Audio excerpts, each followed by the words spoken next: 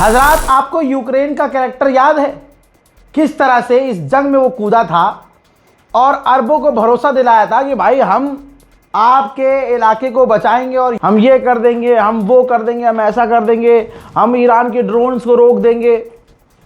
अच्छा, अरब की जो कंडीशन थी वो भाई बहुत बुरी थी। उसको मददगार, यारो मददगार उसका कोई था थोड़ी भाई। उसका सबसे बड़ा मददगार अमेरिका था और अमेरिका ज़्यादा पिट रहा था। अमेरिका के तमाम एयर डिफेंस सिस्टम अरबों के अंदर जो तैनात थे सब ठोक दिए थे ईरान ने। एंड मूवमेंट पर यूक्रेन कूदा और यूक्रेन ने कहा कि हमें ये चाहिए, हमें वो चाहिए, हमसे डिफेंस एग्रीमेंट कर लीजिए। अरबों ने डिफेंस एग्रीमेंट कर भी लिया, क्योंकि भाई डूबते हो तिनके का सहारा। तो जिसको आज तक घास नहीं डाला गधे को बाप बना लिया। अब रिपोर्ट ये कह रही है कि जिस चीज़ को बचाने के लिए, चाहे हथियार हो, चाहे कोई डिफेंस हो, चाहे रडार हो, उसको बचाने के लिए गल्फ ने सोचा कि भाई यूक्रेन के एक्सपर्ट को हायर कर लेते हैं। ये पूरी रिपोर्ट है भाई।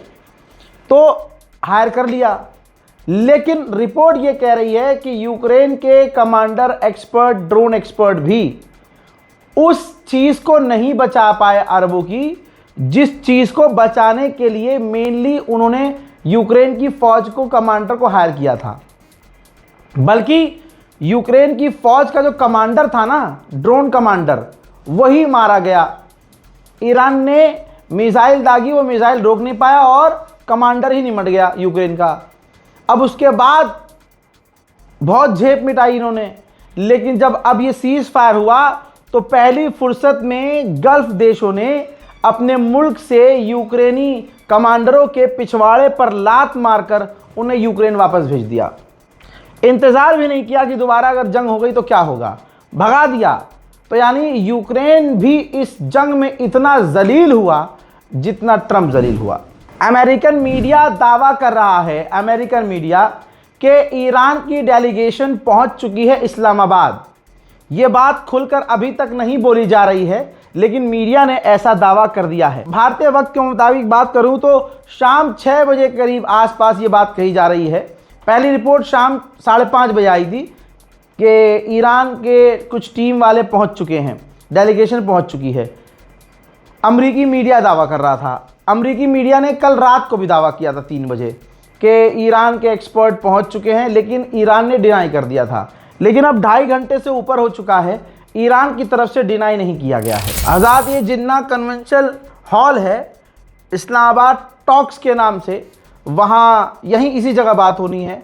काफ़ी सफाई की गई है, काफ़ी मेहनत की गई है ईरान की बातचीत के लिए, पूरी सफाई से, चतुराई से, और काफ़ी ज़्यादा ब्रांडिंग की गई है और काफ़ी लग्जरी। भाई ऑब्वियसली यार, दुनिया के तमाम टॉप लीडर्स यहाँ पहुँचेंगे तो पाकिस्तान ने मेहनत की है। उधर जापान ने कंफर्म किया है कि रिज़र्व, हमने जो हमारे पास तेल था पहले से, उसको हमने और भारी मात्रा में जो है रिलीज़ किया है। क्योंकि देखिए, बातचीत एक तरफ, अभी बातचीत तो हुई भी नहीं है, और बातचीत होते ही सब कुछ नॉर्मल होगा नहीं। जो दुनिया में गैप आया है तेल पहुंचने का, गैस वो दिक्कत तो देगा। इसलिए अभी भी ये नहीं कह सकते कि एकदम सब कुछ चुटकी बजाते ठीक हो गया। स्पेन ने अपना एयर स्पेस ईरान पर हमला करने के लिए देने से इनकार कर दिया था, अमेरिका और इजराइल दोनों को।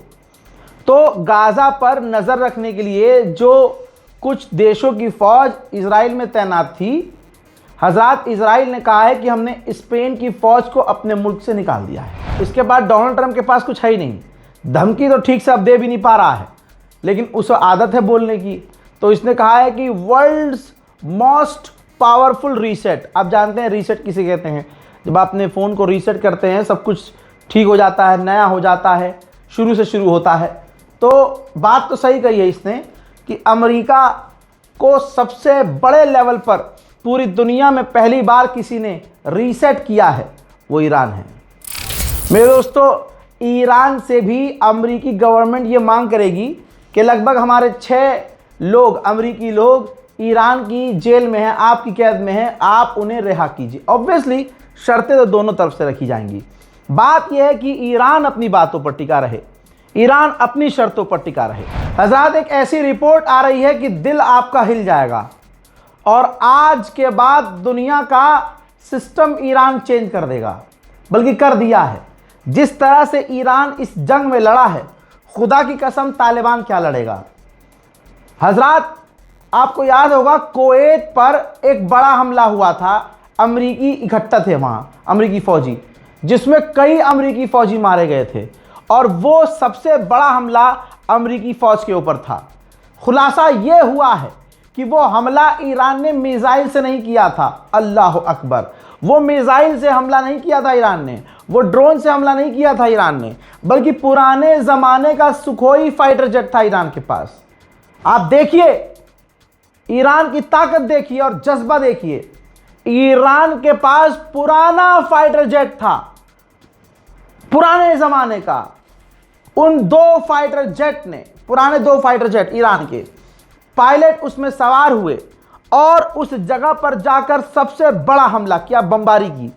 सोचिए, पुराने फाइटर जेट से उस देश में घुसना जिस देश के अंदर टॉप के फाइटर जेट हैं और अमेरिका की फौज, अमेरिका के एयर डिफेंस सिस्टम एक्टिव हैं।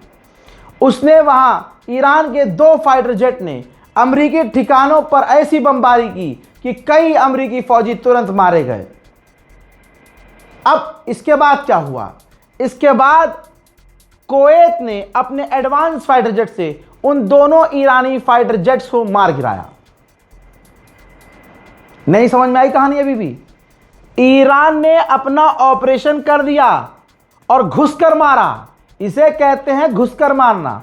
और ईरान को यह पता था, जो पायलट गए थे वो राजी होकर गए थे कि अपने मुल्क के दिफा के लिए चाहे हमें आत्मघाती हमला करना पड़े।